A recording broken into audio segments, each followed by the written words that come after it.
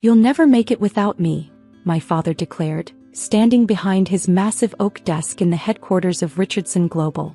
"This company is your birthright, your future. Walking away now is the biggest mistake you'll ever make." I stood my ground, holding my resignation letter steady. At 28, after 6 years of working my way up through every department of my father's company, I'd finally had enough. "The company needs to adapt," I said, trying one last time to make him understand. "E-commerce is changing everything. If we don't modernize our supply chain dash." "Modernize?" he scoffed, gesturing to the wall of awards behind him. "Richardson Global has been doing things the same way for 40 years. We're the largest logistics company in 3 states. What do you know about business that I don't?"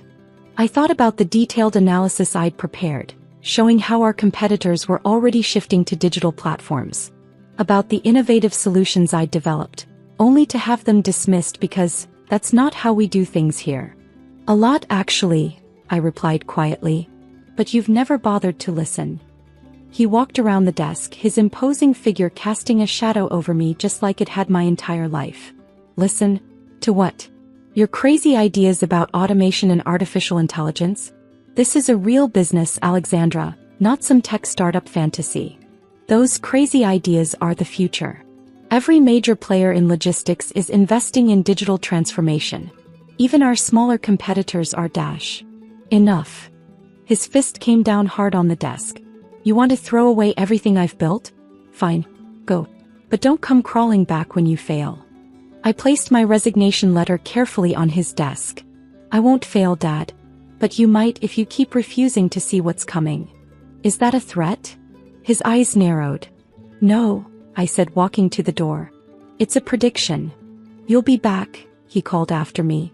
"Within 6 months, you'll realize you can't survive without the Richardson name." I paused in the doorway, looking back at him, at the empire he'd built through sheer force of will, at the legacy he couldn't see was already beginning to crumble. Maybe the Richardson name can't survive without me. I walked out of Richardson Global that day with nothing but my savings, my MBA from Stanford, and a vision for the future that my father was too proud to understand. My mother called that evening, her voice tight with worry. "Lexi, please reconsider. Your father built this company for you. It's your inheritance." "No, Mom. He built it for himself. My inheritance was just his way of controlling my future." "But what will you do?" she asked. "Where will you go?" I looked around my apartment at the research papers and business plans I'd been developing in secret for the past year. "I'm going to build something better." The next morning I started Quantum Chain Solutions. The name was deliberate, quantum suggesting the technological leap forward, chain representing the supply chain systems we would revolutionize.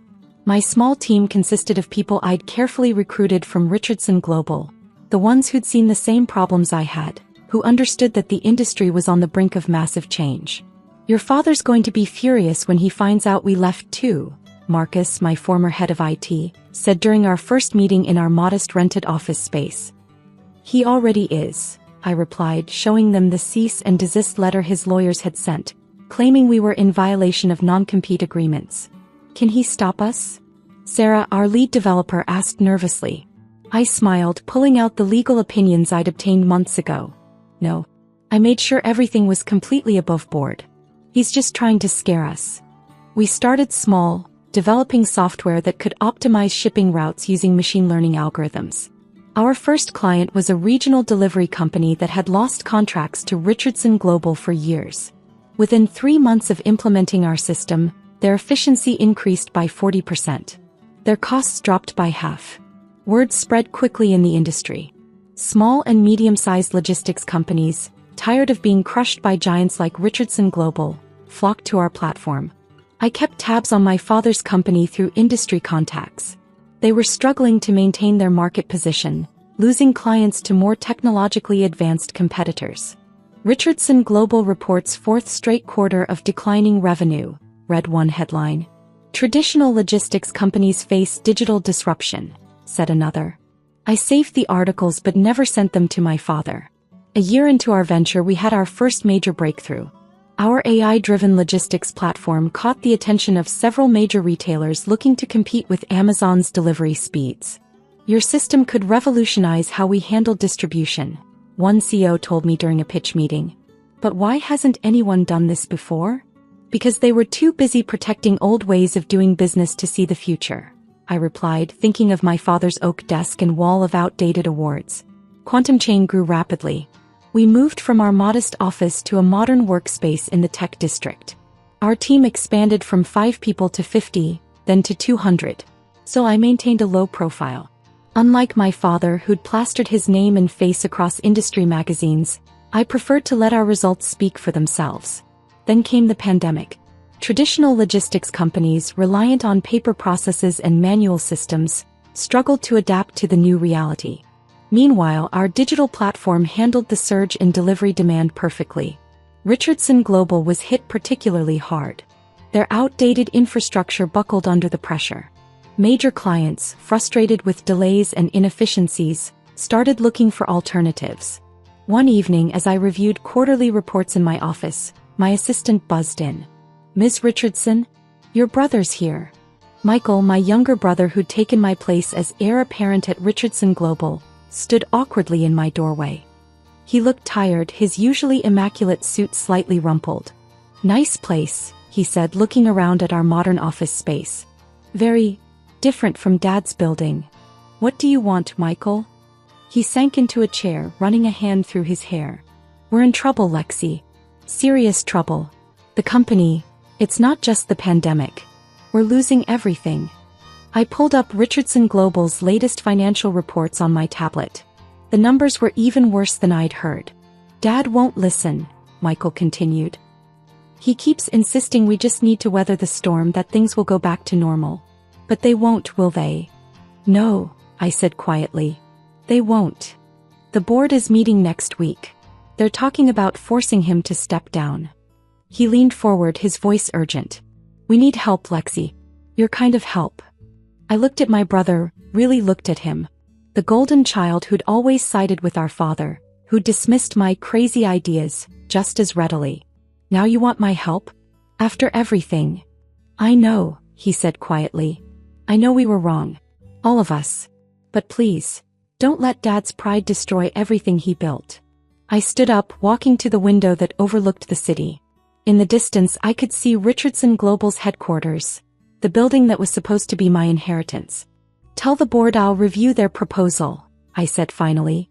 "But make it clear, if they want Quantum Chain's help, they'll have to accept our terms. All of them." As Michael left, visibly relieved, my assistant appeared with a new report. The latest projections just came in. Richardson Global's stock dropped another 15% today. I nodded, thinking of my father's words from that last day in his office. "You'll come crawling back." How wrong he'd been. Tomorrow he would learn just how wrong when the board presented him with their only option for survival, a partnership with Quantum Chain Solutions. His daughter's company. The future he'd refused to see. The board meeting was scheduled for 9 a.m. in Richardson Global's traditional conference room. I arrived early, watching through the security feeds as the board members filed in, their faces grim with the weight of what was coming. My father sat at the head of the table, still projecting confidence despite the crisis surrounding him. Michael sat to his right, unable to meet anyone's eyes. "Ms. Richardson?" My assistant Sarah appeared at my side. "Everything's ready. The presentation is loaded and our legal team is standing by." I nodded, smoothing my designer suit, a far cry from the modest clothes I'd worn in my father's company. Let them sweat for a few more minutes. Through the feed, I watched the board chairman stand up. "Before we begin, I want to introduce our potential strategic partner. Someone who might help save Richardson Global from its current situation." My father's face darkened. "We don't need saving. This company has weathered worse storms." "The numbers disagree," the chairman replied firmly. "We're losing market share daily. Our major clients are jumping ship. Without immediate technological intervention, we won't survive another quarter." "And who is this miracle savior?" my father demanded. Right on cue, I walked into the room. The silence was absolute. My father's face went from red to white in seconds. Michael stared at his hands while the board members exchanged knowing looks. "Hello, Dad," I said calmly, walking to the presentation screen. "Shall we discuss your future?" "What is this?" he sputtered. "Some kind of joke?" "No joke. I pulled up Quantum Chain's latest market valuations. Your board reached out to us about a potential partnership. Given our position as the industry leader in digital logistics solutions, we're willing to consider it.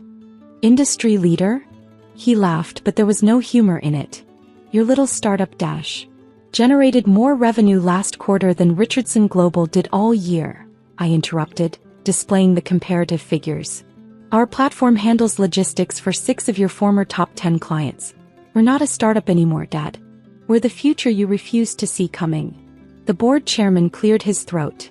Ms. Richardson Alexandra has agreed to review a potential integration of our operations with Quantum Chain systems.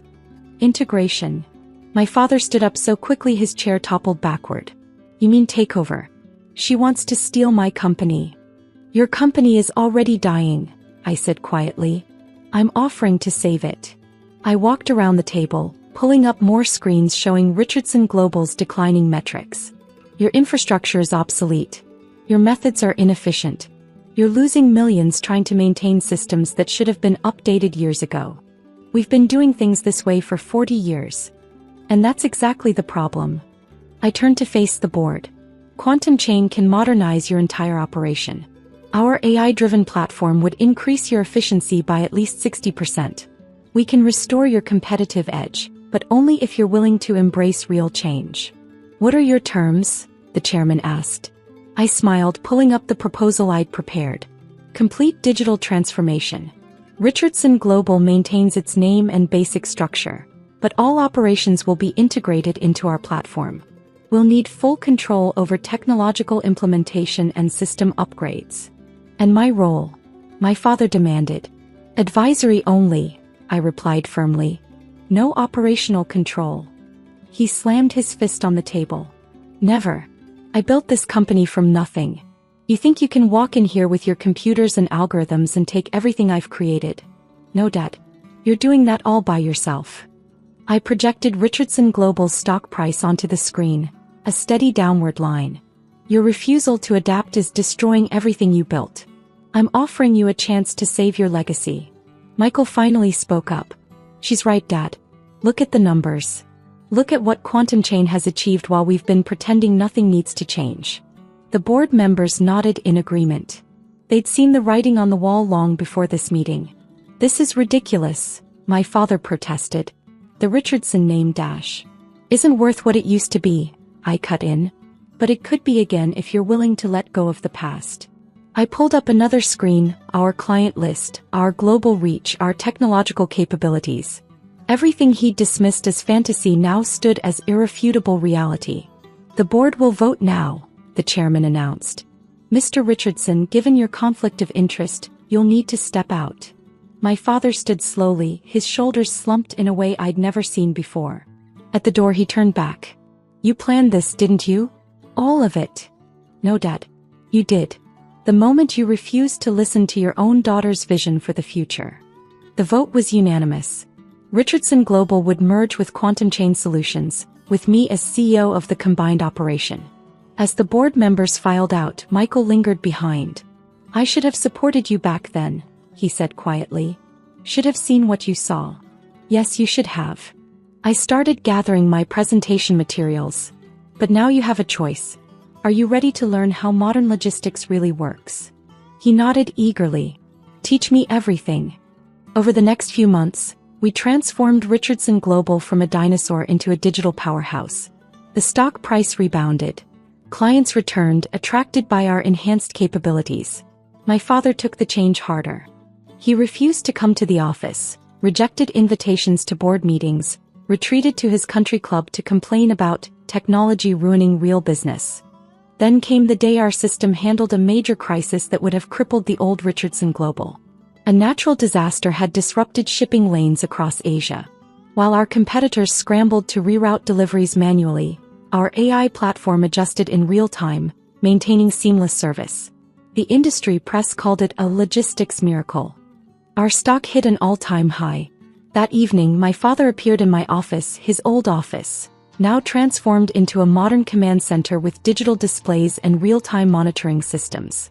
I didn't understand, he said simply, looking around at what his company had become. Any of it. I kept working, not looking up. No, you didn't. The way you handled the Asian crisis. It was brilliant.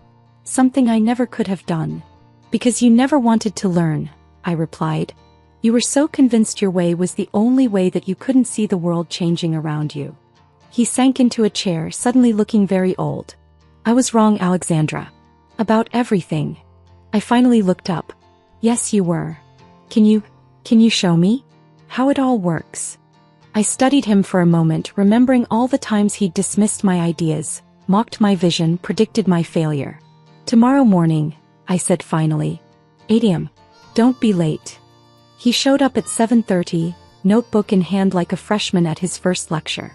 Over the next few weeks, I taught him about digital transformation, about AI-driven logistics, about the future he'd refused to see. Slowly, the old arrogance faded, replaced by genuine curiosity. He started attending board meetings again, not to dominate but to learn. 1 year after the merger, we held a company-wide celebration. Our stock had tripled. Our market share had expanded globally. The Richardson name meant something new now: innovation, adaptation, progress. During the party, I overheard my father talking to a group of employees. My daughter, he said proudly, saw the future before any of us. I was too blind to see it, too proud to listen. But she built something extraordinary anyway. Later that night, as I worked late in my office, he appeared in the doorway. I keep thinking about what you said that day you resigned, he said quietly. About the Richardson name not surviving without you. You were right. I looked up at him, really looked at him. The titan of industry who'd once seemed invincible, who'd predicted I'd come crawling back, now standing humbly in my office. The name survived, I replied. It just needed to evolve. He nodded, understanding finally reaching his eyes. Thank you for not letting my pride destroy everything I built. I didn't do it for you, I said, turning back to my work. I did it because I saw what this company could become, even if you couldn't. The next day, I had the old oak desk removed from the office.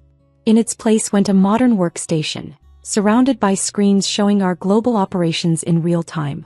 The wall of awards stayed, but with a new addition, a framed copy of my original resignation letter, mounted beside our latest innovation awards. Below it, a simple plaque reads, "The future belongs to those brave enough to imagine it." My father sees it every time he comes to his weekly technology lessons. It reminds us both that sometimes the greatest success comes from proving yourself right, not proving others wrong. And as for his prediction that I'd come crawling back, well, he was right about one thing: I did come back. But I came back on my terms, with my vision and my success. Sometimes that's the sweetest victory of all.